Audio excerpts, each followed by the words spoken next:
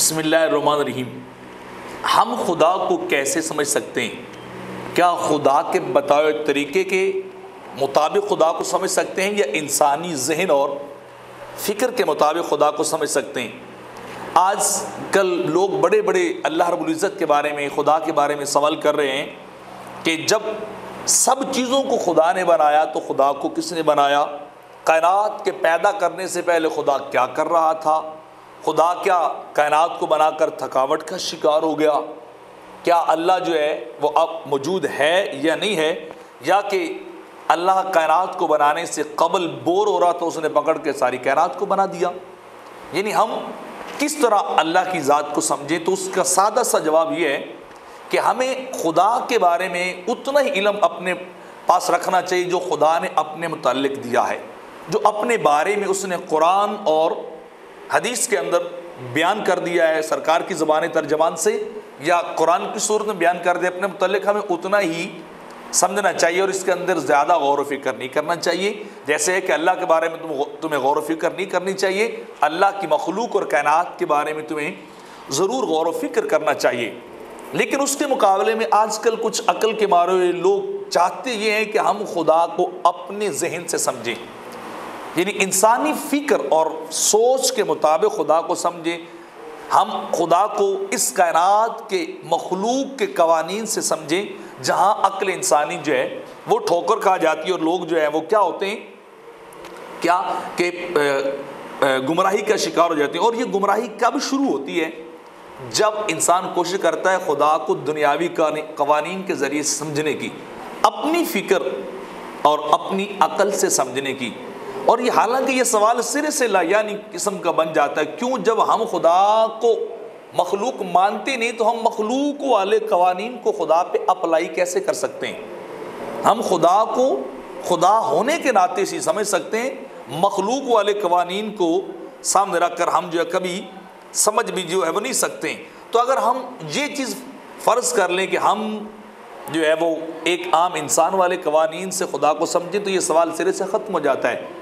یہ سوال آپ کے اور میرے بارے میں ہو سکتا ہے، لیکن خدا جو خالق ہے اس کے بارے میں کبھی بھی جو ہے وہ نہیں ہو سکتا۔ اور دوسری بات یہ ہے کہ اس کائنات اور انسان اور اس دنیا کے قوانین سارے یہ سببیت کی وجہ سے ہیں۔ ہر چیز کا کوئی نہ کوئی سبب ہے، کوئی نہ کوئی ریزن کاز ہوتا ہے جس کی وجہ سے اس کو بنایا جاتا ہے۔ تو خدا سببوں سے پاک ہے، وہ مسبب الاسباب ہے۔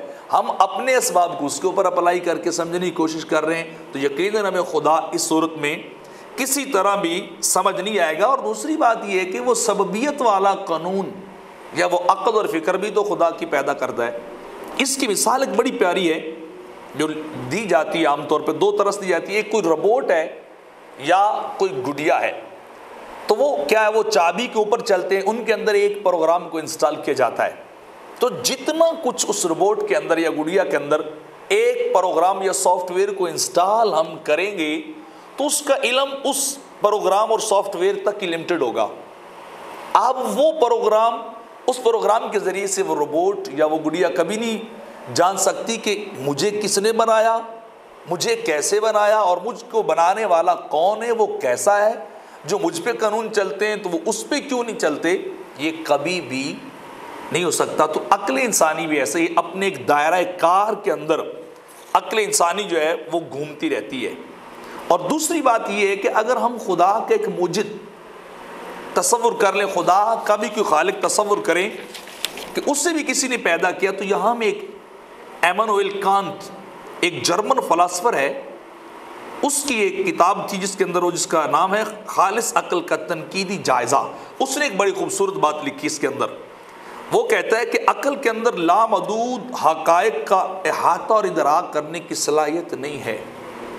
عقل کی کوئی نہ کوئی حد ہے جو اپنی طبیعت کے اعتبار سے عقل صرف جزیات کو سمجھ سکتی ہے، کل کو نہیں سمجھ سکتی۔